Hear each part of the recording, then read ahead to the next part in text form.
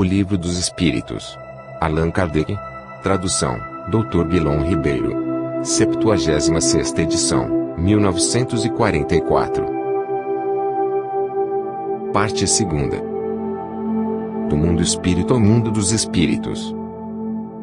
Capítulo 1. Dos espíritos. Terceira ordem. Espíritos imperfeitos. 101. Caracteres gerais. Predominância da matéria sobre o espírito. Propensão para o mal. Ignorância, orgulho, egoísmo em todas as paixões que lhes são consequentes. Tem a intuição de Deus, mas não o compreendem. Nem todos são essencialmente maus. Em alguns é mais leviandade, irreflexão e malícia do que verdadeira maldade. Uns não fazem o bem nem o mal, mas, pelo simples fato de não fazerem o bem, já denotam a sua inferioridade. Outros, ao contrário, se comprazem no mal e rejubilam quando uma ocasião se lhes depara de praticá-lo.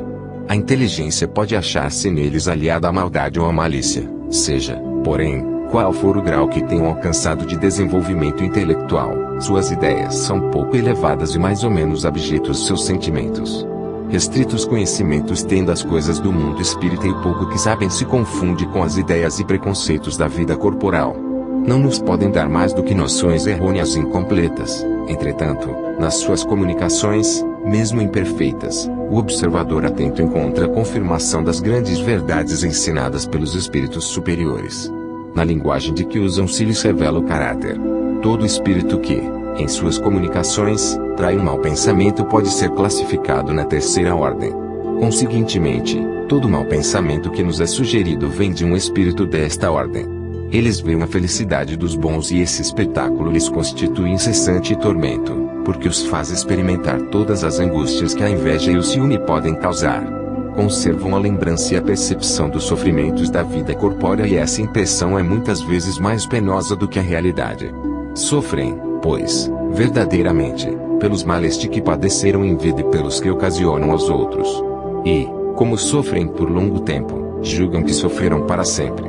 Deus, para puni-los, quer que assim julguem. Podem compor 5 classes principais.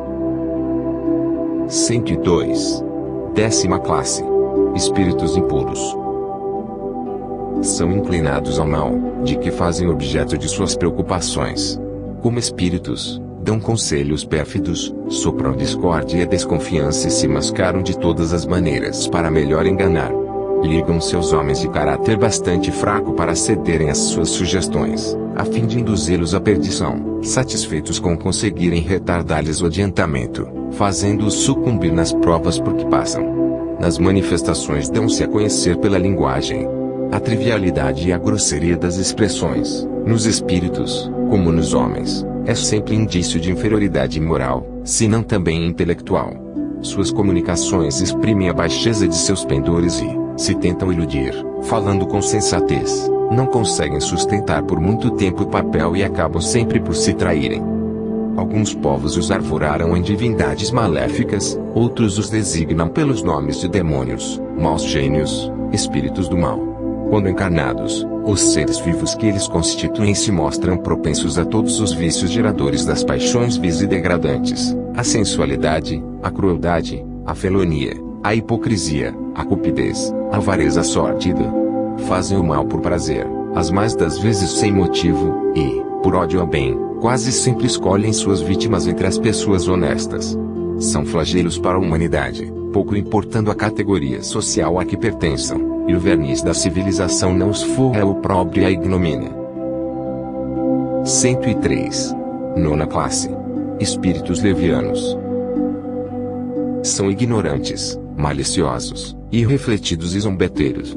Metem-se em tudo, a tudo respondem, sem se incomodarem com a verdade.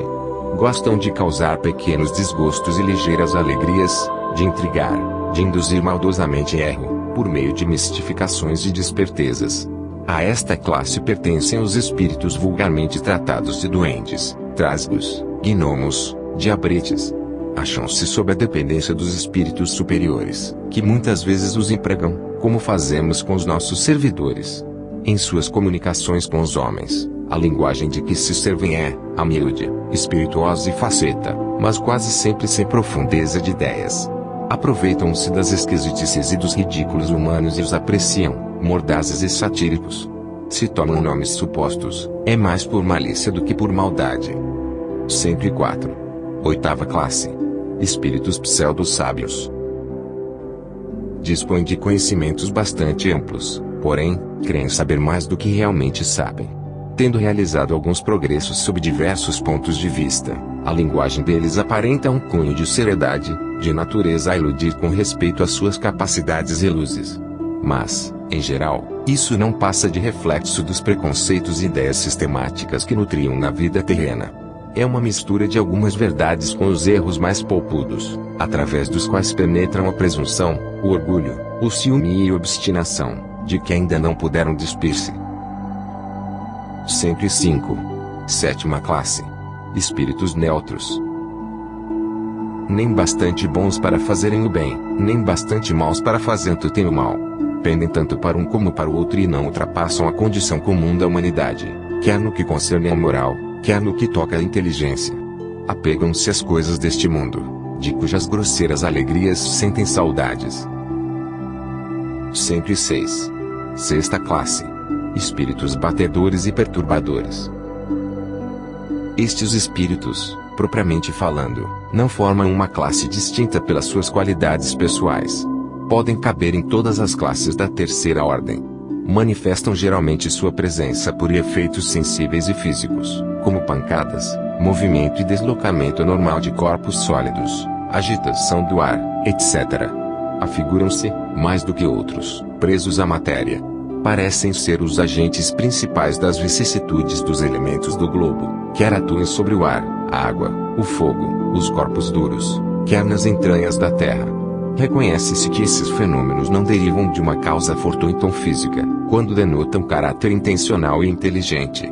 Todos os espíritos podem produzir tais fenômenos, mas os de ordem elevada os deixam, de ordinário, como atribuições dos subalternos, mais aptos para as coisas materiais do que para as coisas da inteligência. Quando julgam úteis as manifestações desse gênero, lançam mão destes últimos como seus auxiliares.